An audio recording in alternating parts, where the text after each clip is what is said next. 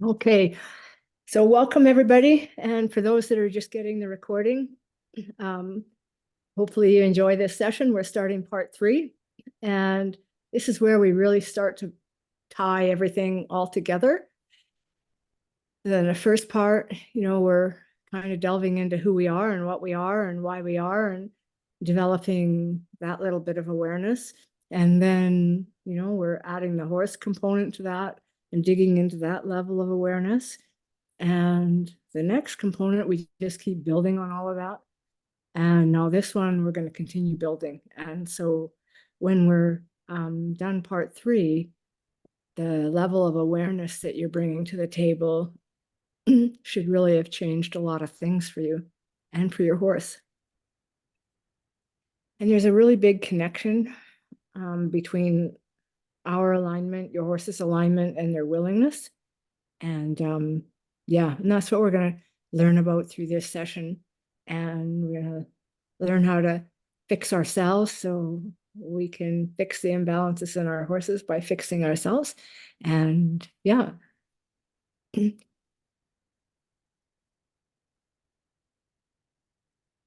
And so, great partnerships all happen when everyone, that means you, your horse, both of you have to feel like you're safe and you've been seen, heard, felt, and understood. And those are, they're buzzwords in our industry right now, but they're, really important.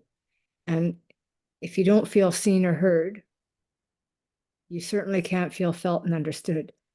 And so there's something said for becoming aware so that we're able to give that response to the horse that we did hear and we did see what they said. And that changes everything. And then I stuck this in here because throughout part 1 and part 2, I got told by a lot of people that they were busy finding themselves. And I wanted to point out that you never had to find yourself because you were never lost.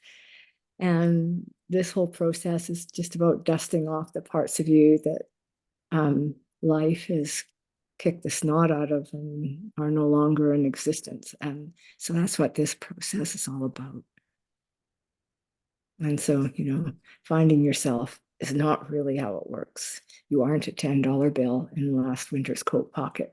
You are also not lost. Your true self is right there, buried under cultural conditioning, other people's opinions, and inaccurate conclusions you drew as a kid. And those became your beliefs about who you are. Finding yourself is actually returning to yourself and unlearning and excavation, are remembering who you were before the world got its hands on you. And so a little bit of an overview. So we're going to start with why having an anatomic connection matters. And then from there, we're going to follow on the importance of human alignment and barriers to connection and alignment and connection to movement and willingness. And so each section builds on each other. And then we're moving to human physiology and straightness and, learn how we identify our imbalances. And then lesson 2, 3, and 4 deal with all of the things that I've dealt with. And so, we start off with pelvis, psoas, muscle imbalances, core strength, shoulder, knee, IT band imbalances, and adhesions in review. And so, as with the same for part 1 and part 2, while I may have searched around and found other people that are, have stuff of relevance that I want to utilize, because having a video of me in it is probably going to be another 300 years in happening. So everything that I'm teaching about comes from my experience. So if it hasn't happened to me, it's not in this program. So the stuff that I am teaching about is directly from me. And so then there's some review questions for those of you that are carried on. And so those, You don't need to give them to me as homework or anything, but I want you to think about them, because every time you grow, if you don't keep recalling that growth back up into that window, it's really easy to slip back into that old window. And so it's really important you check in and you keep tabs on things. And so the first question, describe how you have incorporated mindfulness and awareness in your day-to-day routines and the differences you have noticed. Now that can apply with fellow humans, your boss or your horse or your dog or your cat. And so anything where you've tuned in and you've changed how you would normally respond to something else. And then I want you to think about the differences and what that brings. And then describe the opportunities that you had to throw your frame of reference in the back seat and use curiosity instead of judgment. And describe how that felt. And I want you to think about how that felt when you first tried it on for size. And you've been practicing it now for, better part of 4 months. So how does it feel now? Is it getting to be more second nature? Is it starting to be your go-to without you having to think about it? And yeah, and so that's what I want you to think about. And then I want you to describe situations you have had with your horse where you are able to apply what you learned regarding the horse's sense of smell, hearing, and sight, and how that improved your interactions. And when you think about this one, I don't want you to miss out because you are thinking, oh, well, I'm waiting for this great big light bulb thing. I want you to think about the most tiniest, minute thing that happened and go from there. And describe how your relationship with fear has changed and how this has changed your relationship with yourself, others, and your horse.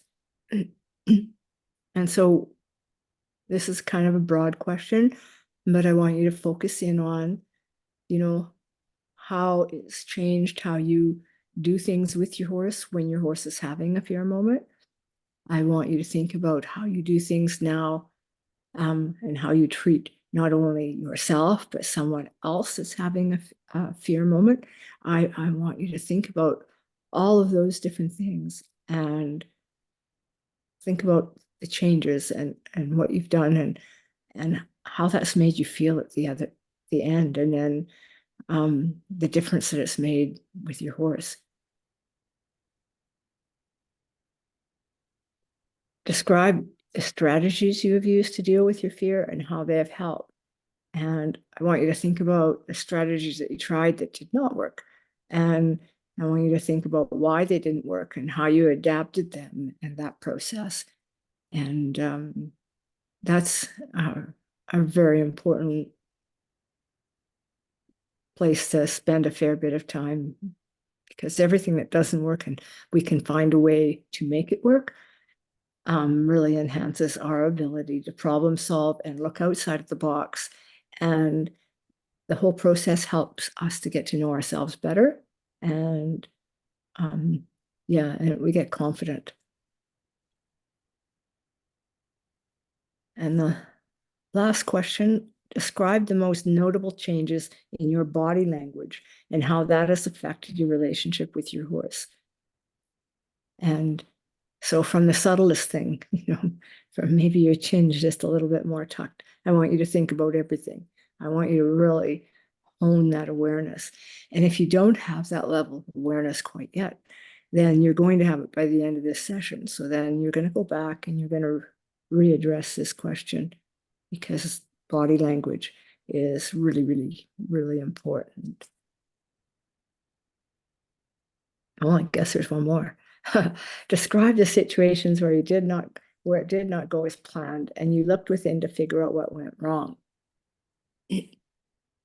And this whole process has to be done without any judgment. And so there can be no feelings of berating or failure or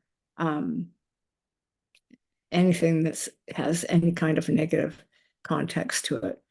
And if you're having those, then you're still stuck in a place of judgment. And that's of no value in everything that we're learning here. And so again, I'm asking you to look because I want you to find where your holes are and find ways to move past. And as with part 1 and part 2, we now have 6 photographs. And in those 6 photographs, you're going to write down everything that you happen to notice in this photograph.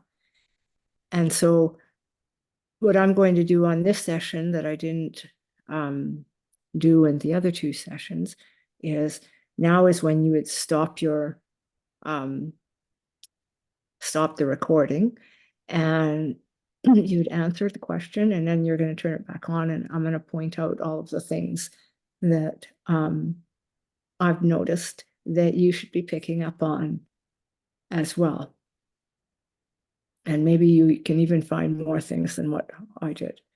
And so, yeah, so pause the recording and then come back, and then you'll get your answer.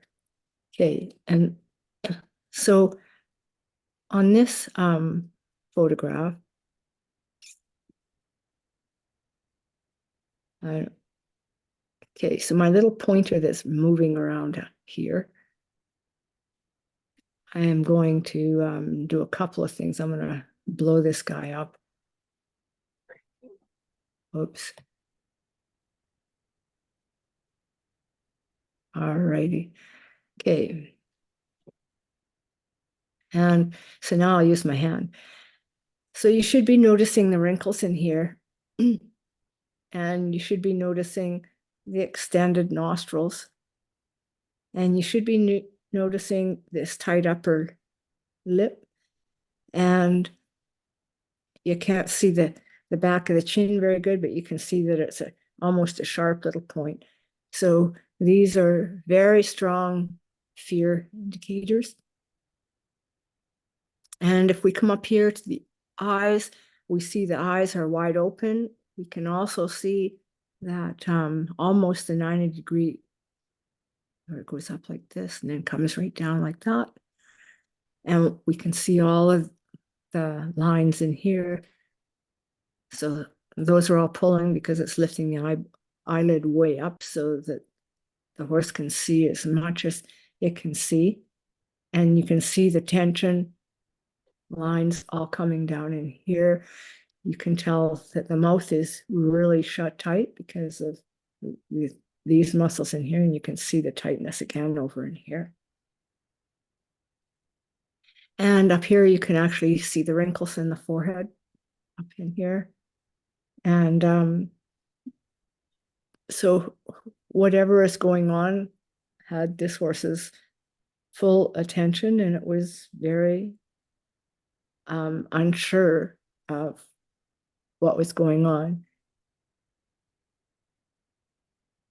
In here, you can see the tightness of this muscle in here.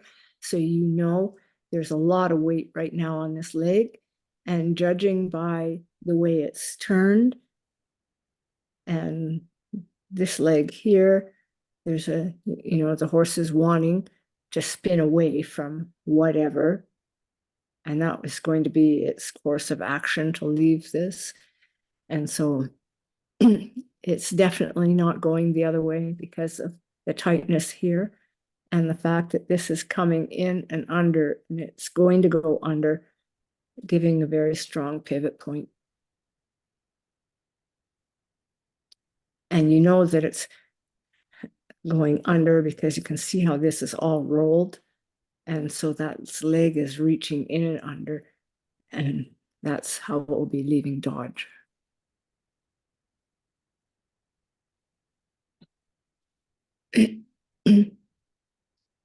For a tail that is this heavy, there's a lot of lift there as well because that's up off. And so all the little things that you are paying attention to. And this ear here is pointing towards whatever it is. It's kind of like out over in here.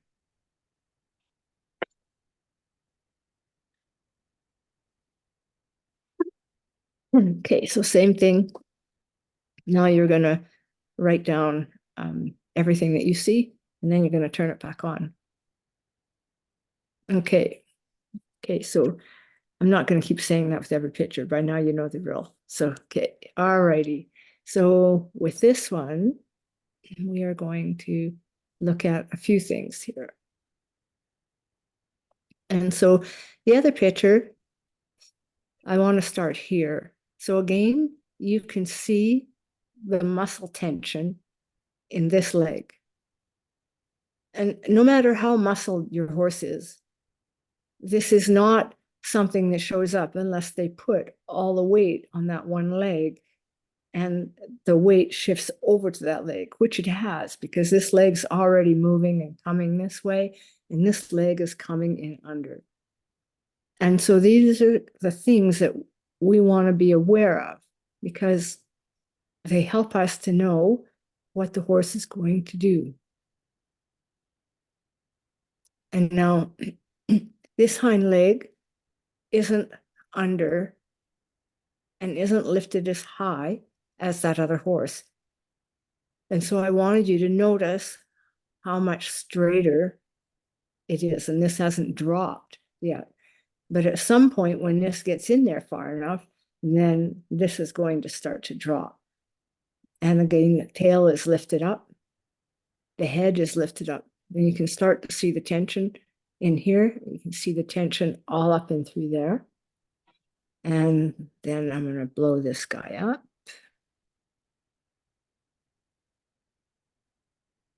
Okay. And so in this one here, we don't have the wrinkles here, and we don't have the same tension here. We have the big nostrils, and we don't have the same tight lip. It's all tighter, but it's one level down from what we just looked at. And so this has started to flatten in here, but it has not got to the place yet where the lines start to happen.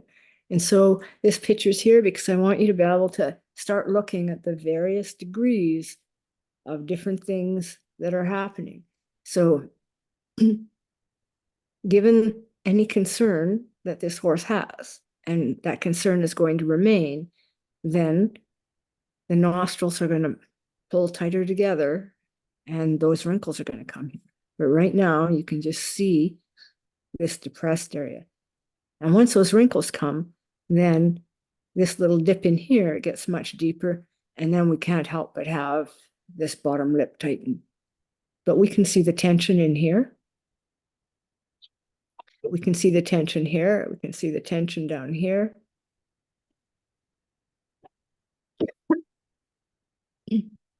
And we have some tension up in here. But again, if the other horse was a 10, we're probably at a 6 here. And so the other point that I want to draw attention to, you know, this puffy little bag thing here. And I want to remind you about the lymphatics, and I want you to remember why those, you know, those puffy bag things happen. And yeah, so, you know, it tells me that the horse's lymphatic system is not working as good as it could be working.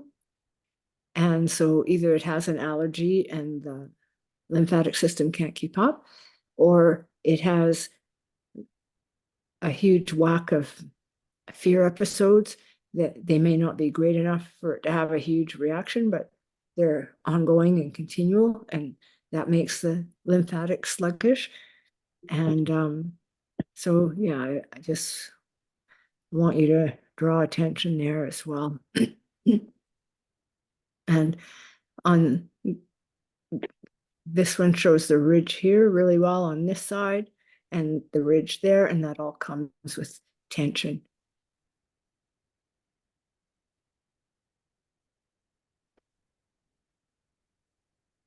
Okay. Okay.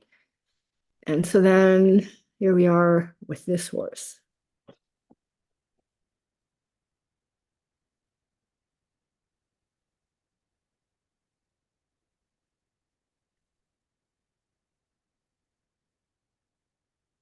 And so here, again, I want you to see the tension. It's all down in here. I want you to see the tension in the lips. I want you to see the distress in the eye here. More tension in here. You can see the hollows, like the more tension. So, at first glance, everybody looks, oh yeah, this horse is just standing quietly. Well, you're not cluing in to how distressed this animal really is. And so that's one of the things we need to really take a step back on, because we're brainwashed into believing good behavior means the horse is happy. And quite often, good behavior just often means the horse has no other choice and he has no say, and they've just learned to be a little robot. But this is really what that's costing them.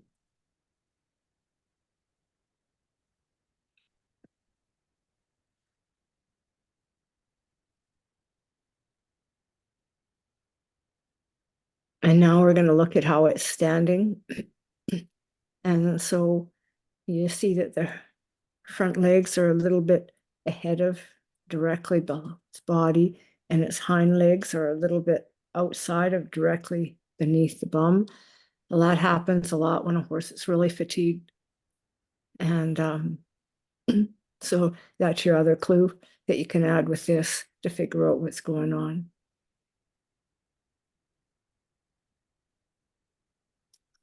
Okay, and this is a little video. And so yeah, and so what I want you to pay attention to here is watching the ears of this horse and paying attention to how the horse is getting information from the rider and picking up information that's coming, and how that horse's ear then says, no, I want to flee. But then it listens to the rider and says, no, I'm just going to stand here. And so this is the conversation. And when you're paying attention, you're reading that conversation. And yeah, and so this is a really good example of that. Once I find my little pointer thingy here. Okay. Maybe we don't want anything. Well, maybe we got to figure out how to make it work, because I'm leaving dots everywhere and I don't want to. Okay. All right. Erase. Oh, I'm doing that. Okay. All right. So then I'm figuring out how to get rid of this.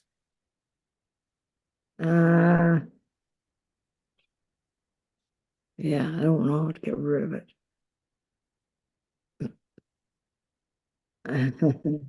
Very good. Okay. Okay, let's see if this will help. No, got to go back. Okay, you got to bear with me while I figure this out, because I have a tape on there. Okay, I just got to figure out how to get rid of this.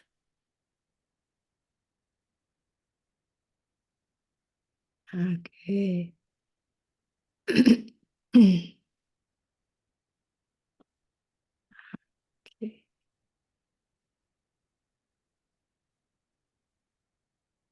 Okay, and so that won't let me do this either. Okay. Okay. Thank you for bearing with me. Okay.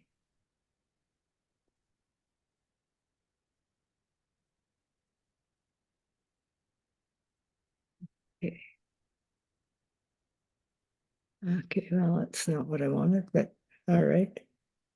Okay, there we go. All right.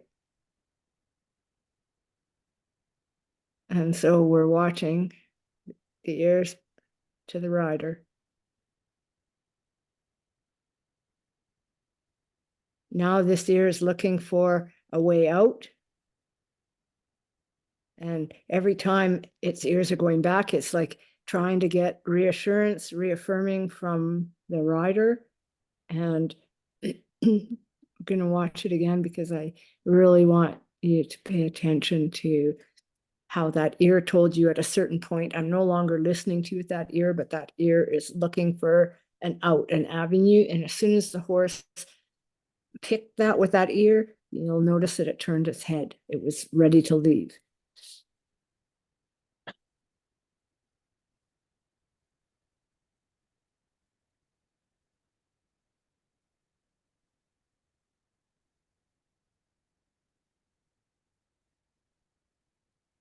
Okay.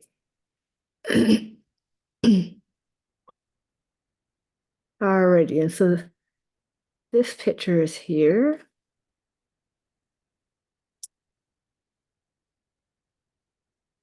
Because I want to show you this. All right. So again, Gemini's standing here looking like he's just a good little soldier. But you can start to see the tension up in here. You can see the tension all down his neck, the tension all up in here, and the tension again in his ears. You can see his jaw, all the tension there. And you can see all the wrinkles in his lip here. You can see that tight lip right there. And you can see that worry eye thingy.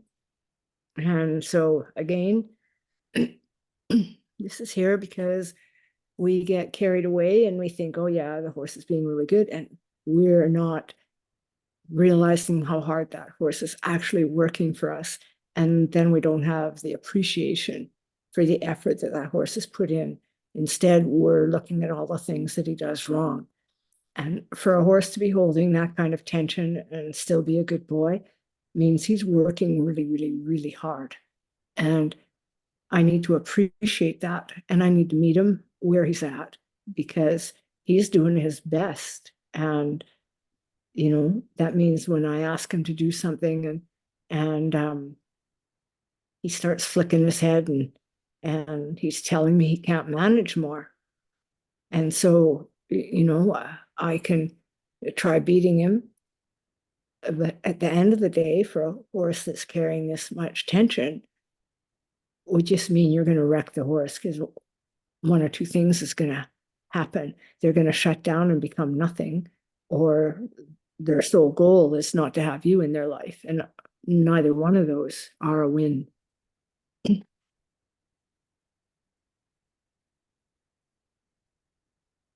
Okay. All right. And so this picture is here because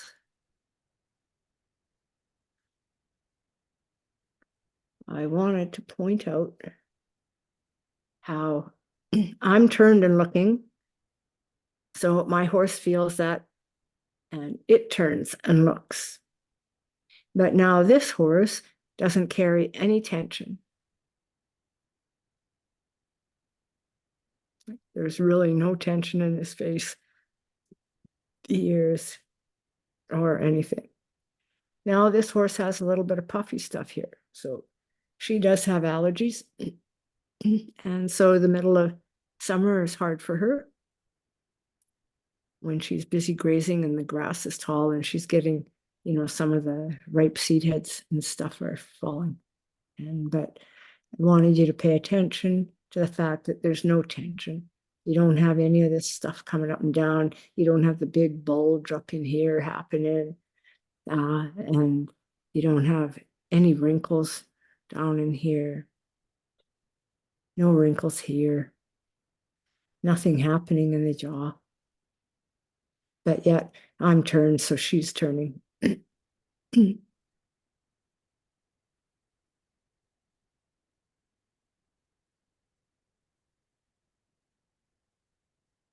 Okay, and so now we're roaring right along. Why having an anatomic connection matters. Well, I'm going to tell you my story. So I started off riding bareback, and I, of course, had no idea about anything anatomical. I got on and I rode. That was all it was. I learned a lot of things, but I never correlated any of that learning to what I now know. So back then, when I got my pelvis broke and I was trying to ride, my right side lifted up. And so then that meant my right shoulder lifted up, but I did not realize that at the time. But then it meant that I put way more pressure on my left side. And so I realized there was a correlation between if I was screwed up in the pelvis on the right side, it showed up on my horse on the left side because my horse stepped shorter. And at the time, I didn't even know it was because I was putting more pressure. All I noticed is that, yeah, my pelvis is bothering me today and my horse is moving short strided on the left. And so I used to then check in with the strides to make sure they were equal to try to make sure I was balanced. And that's about the extent of what I learned back then. And so over the years, I've had a knee replacement. And so that changed a lot of things as well. So the knee replacement meant that Gemini didn't know how to side pass on one side because he never knew what my leg felt like on the other side, because up until the knee got fixed, because the first surgery was wrecked, I couldn't make it make contact with the horse. And so that changed everything on my left side again, because the knee replacement was on my right side. And so that meant that he got really weak on his left side because I was constantly putting pressure there, but I had no idea that I was. It's just, all my shit happened to me on the right side. And so he paid the price on the left side. And so I didn't even figure it out then. But then in 2014, when I had a really serious accident and I was really screwed up, and I had a lot of physical problems, and I couldn't use my arms, and my pelvis was, misaligned in 3 different planes. And well, yeah, then everything, I couldn't keep a stirrup. I didn't have balance. I was leaning on one side or the other side. And I discovered that every time I did something that fixed something in me, I fixed something in Gemini. And because my goal has always been to make it better for my horses and for any horse out there, fixing myself, of course, was important. But when I realized every bit I fixed in me helped him, then that was the clincher. So I started learning everything I could about my physiological body and how it worked, and how the muscles worked, how the bones were aligned, like why they were that way. I'd already figured out, how to use my body the best way for power. That comes from doing hard work. But I never really thought about why that worked. Well, this process, I had to learn everything, because that was, yeah, the most important ingredient. And so, yeah, and had I not had that serious accident, and had I not, almost lost my ability to move one leg in front of the other because my pelvis was so wrecked, I may never have discovered what I discovered. And then, Gemini would constantly be needing a chiropractor, and he'd constantly be needing adjustments and constantly needing a whole whack of stuff because of me. And I'm so happy to say that, every bit I fixed on me has made a huge difference for him, and made all the frustration of fighting to have a better life worth it. And yeah, so that's kind of my journey. And yeah, it's just made a world of difference for my horse. And yeah, I can't go back. I look backwards and I think, oh, if I only I had known what I know now. But you can't go back. And so I can only go forward. And yeah, it's amazing how important we are and how little we think about how important we are. And so in this diagram here, when we're riding, everything about us is synchronized with that horse, whether we realize it or not. And so when we have good alignment and we sit on a horse, and I'm going to use bareback because a saddle can impede so many things, because if a saddle doesn't fit you right or doesn't fit the horse right, it impedes how you sit.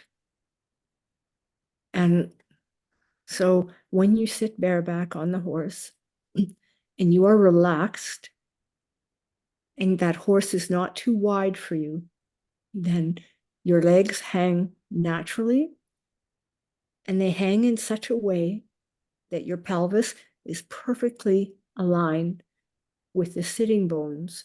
And those sitting bones land on either side of the spine. And so your bare body has no impact on the movement of your horse unless you're sitting incorrectly or crookedly. And it's very easy to be crooked but still sitting straight, because that means you have more weight on one sitting bone than the other. And, that's eventually where we're going to get to, because we're going to be learning all about our alignment. And we need to be able to feel what it feels like to sit equal. We need to be able to feel what it feels like to have each leg hang the same way from that hip joint. We need to start identifying so we can start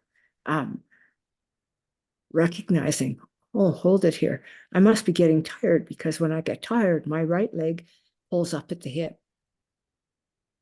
And then it's time to take a break, like walk or do something different. But until we start developing that awareness, we just keep riding because we don't even notice that's happening. And then we get off and our back is sore, our neck hurts, and we have no idea, because that's not how we felt when we got on the horse. Well, that's the things that happen. And so, and along with this picture is riding is a lot of work. So while it may look like you're just sitting there, your body's proprioception is working overtime because it wants to stay in time to this movement. And when you are riding bareback and you sit where you're supposed to be sitting, and as long as you don't hang on with your legs, so the only part of your leg that should be making contact with the horse is, the first 4 inches of your thigh, none of the rest. It may rest there, but there should be no contact, like no pressure. And when you sit like that and you maintain enough core strength that you can sit upright, that means when you're going uphill or downhill, you remain sitting upright. And you're in that spot where now you don't move. So you can go up a really steep hill and you stay in the exact same spot. You go down a really steep hill and stay in the exact same spot. Where that screws up is your core is not strong enough going up a hill. So you want to lean forward, or in my case, maybe you're short. So you lean forward to grab the mane, and then that pulls you forward. And as soon as you pull yourself forward, you cannot help but put pressure with the lower part of your thighs up against that horse. And the way the horse moves just drags you backwards. And same thing when you're going down a really steep hill. So when you lean backwards, again, you tip your pelvis, and now that actually lifts the 4 inches of thighs that you would be gripping with away. And so now it feels like you're sliding forward. So now you want to grip with your knees and lean back even further. Whereas if you just kept your normal upright posture and gripped with the part of your leg, like the first top 4 inches, you would stay exactly where you are, because the way a horse's body moves does not impact that area. And so, that's partly why it's called the sweet spot, because that's the place to be. And so there's a lot of talk about the ideal ratio of aids. And so 80%, they refer to it as your seat. Well, it's a lot more than your seat. It's really your whole body alignment. And 18% your lower legs, and 2% the reins. And, just moving your head affects your body alignment. And we forget about that. Moving our eyes affects our body alignment. And it all has a bearing.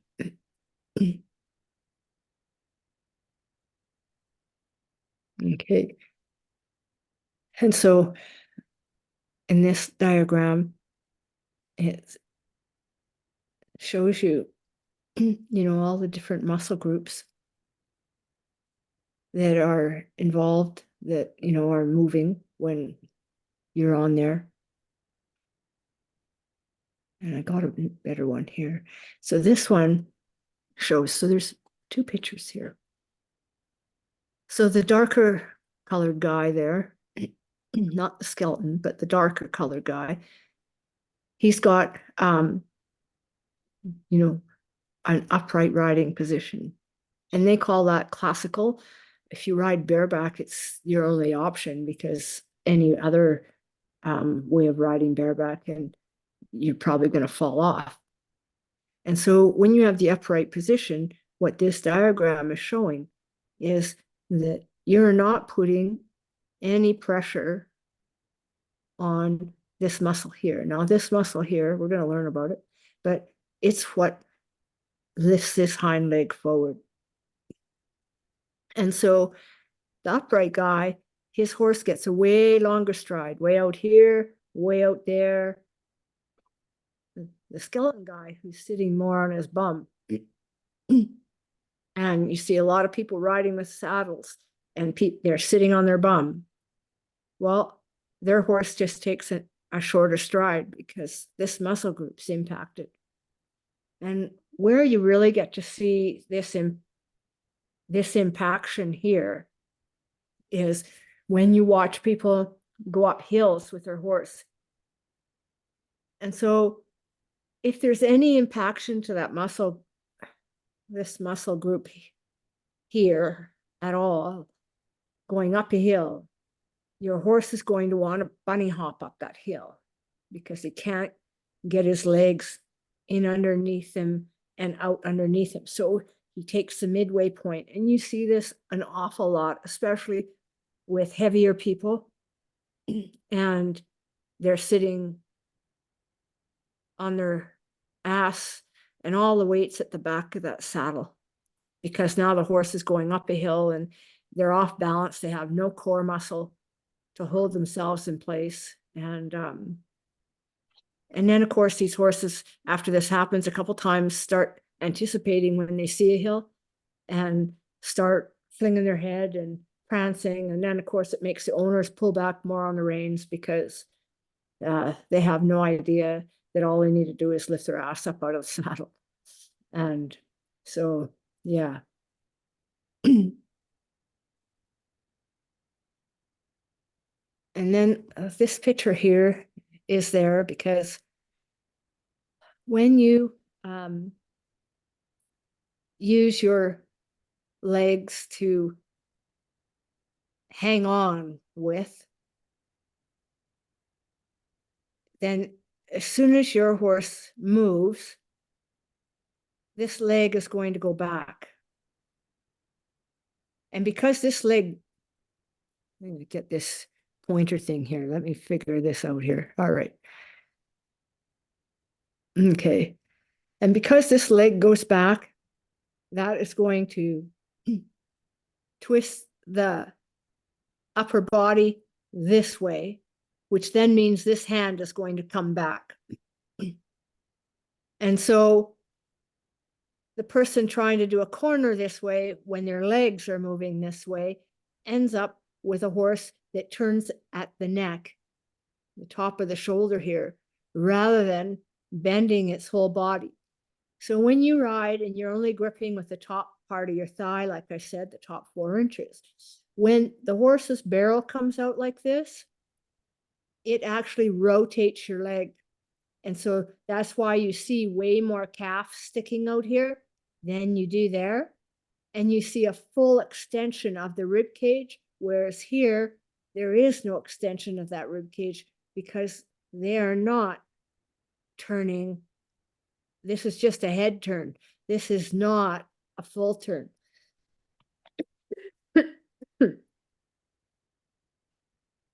And so because this leg rotates outward with this, because it's not hanging on, then the hands stay equal.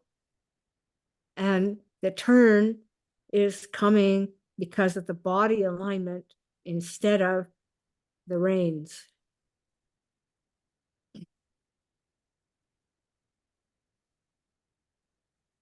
And so this picture here, I'm gonna, okay. So everything is kind of broken down in here. And so we're going to learn a little bit about the hyphoid. We're going to learn a little bit about the trapezius. We're going to learn a little bit about the, as I can go here, the pectoral muscles, the deep caudal pectoral. We're going to learn about the latissimus dorsi. And, you know, that's this big muscle in here. And we're going to learn about the gluteal here and the hamstrings. So we're going to learn about those as we go on. But really important to start to understand how these muscles go over the skeleton of the horse and how we impact them when we ride, and, you know, what they're there for, like what they actually help the horse to do. And so at the end of the day, we want to have a good enough idea. So we begin to participate with our horse. So we're asking for things when the horse is actually capable of doing them. So we're not going to ask for a left turn when our horse's right leg is up off the ground, because he can't go anywhere. You know, we got to wait until the left leg's up for that left turn so that he can move into that. And so it becomes about, you know, becoming more aware. And sometimes when we want to do something, it's really easy for us to understand something if we can relate it to how we are related. So in this color-coded picture, you know, the shoulder, you know, upper arm. So it's color-coded to match. And so really helps us to understand. And so one of the things I'm going to throw out here is, so the next time you ask your horse to back up, and it happens to be on a little bit of an incline, and you wonder why your horse gives you so much grief and why it's so difficult and why they don't want to. When you get home, I want you to get down on all fours and position yourself somewhere where it's a little bit of an incline that you got to back up on all fours. And when you're asking yourself to back up, you got to make sure you have your head in the air, because that's what you're asking of your horse all the time, because that's where their head is when you're fighting with them to get to do something. And I want you to figure out how easy it is to back up uphill. And then you'll know that full on, and then you'll have a little bit more compassion about maybe why they're struggling to do this. And so this is why these correlations are here, because if we get down on all fours, then we can really see a lot of things that we're asking from our horse, and it gives us a way different perspective. And so again here, the letters point out where we are. And then another one showing that, you know, as we hang, same kind of thing. And so there's the 3 different pictures here, because one of these 3 pictures will really resonate with you. And that's what I'm going for, so that you can kind of remember how we're all put together and how we're very similar in some ways. Okay. And so now we're going to start in on the importance of human alignment. And yeah. So human alignment is really, really, really big, and something that we don't pay attention to very much. And so this little diagram here shows, you know, fairly correct what happens with your lower back just by tipping your head forward, and how that changes your leg position. What happens if you allow your back to stoop over, how that totally changes how your pelvis makes contact with the horse and changes the leg position. Because you see, going forward and your leg goes further back. Sitting really upright puts a really big arch. And in a lot of riding events, you see a lot of people riding like this. And then you actually see a fair number of people that ride like this when they use the reins to hang on. And yeah. And so why is alignment so important? Well, our alignment means that our body can work the way it was intended to work. It means the muscles do their job, both in contracting and releasing. And there's no adhesions, there's nothing stopping that free flow. And when you have free flow where things contract and release fully how they're supposed to, then you don't end up with muscle knots, muscle tension, all of those things, because your body is releasing naturally how it's meant to release. And yeah, really, really important. And when your muscles and ligaments and tendons are all really happy because your bone alignment is in place, then you're going to have a longer lifespan without having things wear out or, you know, start breaking down. And all of this, of course, you know, your posture affects your breathing, like we learned about in fear. And if you're not breathing fully and properly, it's really, really hard to have optimum health, because everything's relying on that intake of oxygen and the massaging that happens from those lungs fully extending. And yeah, without that rib cage being free flowing, then everything starts to stiffen up and we lose a lot of mobility. And if we don't have a body that's able to move freely, then riding is going to get more and more difficult, because you're not moving with the horse, in time with the horse, how you should be or how you want to be.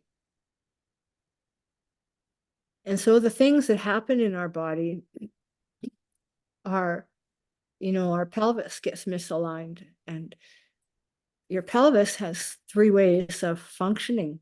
So it can tip forward and back. It can tip, up and down sideways.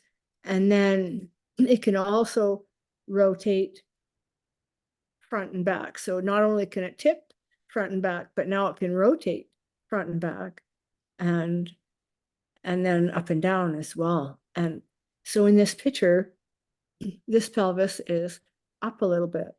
And so what happens when this is up a little bit, then you see how the spine gets misaligned. And you see how the muscle is not working properly. So this happens in a guarding situation. So here that muscle is working the way that it should be working. This is a guarded thing. Now, a lot of people have tip pelvises and they don't even know it, because as this tips, your spine tips, and this shoulder over here, changes, and you don't even notice. That starts to become your new normal. So unless you're paying attention, every single injury you've ever had has probably created some sort of dysfunction in your physiological movement or body, or both. And our bodies are so wonderful at adapting and moving on. And then all of a sudden, we have knee problems.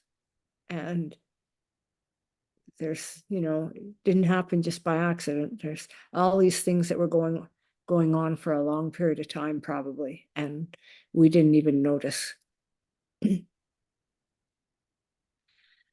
And so sitting in a chair, we're going to go through this more later, and it's no different than driving in your vehicle. You need to be able to sit so that your bum and your legs are parallel to the floor. And most vehicles want to tip you backwards, and that puts pressure on the backside of your pelvis. And the backside of the pelvis was never designed to hold that kind of pressure. And that's why driving, your back gets sore and your neck starts to hurt and you get tension in your jaw because of that misalignment. And so when you are sitting on your sitting bones, this is totally relaxed. Like, you do not have to try hard. This is just the natural position your body wants to assume, because everything is lining up. And so your shoulders are directly over your hip bones. And, and this goes right up, and it just goes behind your ear. And so if you sit and then you try to push your shoulders back, you get that big arch in your back. No different than that picture we looked at right at the very beginning.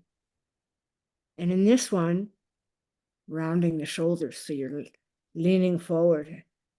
And so that puts a lot of pressure on your thighs. And so in a short period of time, your quadricep muscles will start to vibrate, because they're working really hard to hold that position in that contracted state. And so the more neutral we can remain, our muscles are not engaging, everything is kind of at rest. And that gives us the opportunity to carry on whatever it is we're carrying on with for the greatest extension of time. And so it kind of go back to the thing about, if you rake for 20 minutes using your right hand in one position, then you need to rake for another 20 minutes with your left hand in that position. So you have to change positions. So, if you rake up the driveway, you need to rake back down the driveway by switching hands. Whatever. If you pack wood and you always pack all the wood on your left arm because you're right-handed, so it's easier to stack the wood on your left. That means every time you go to get wood, you have to do it on the opposite side because you want to keep both sides equal. You want to keep your strength as uniform as you can because that's what will give you power to keep your skeleton in the best alignment possible, which is going to give you the best longevity for body movement.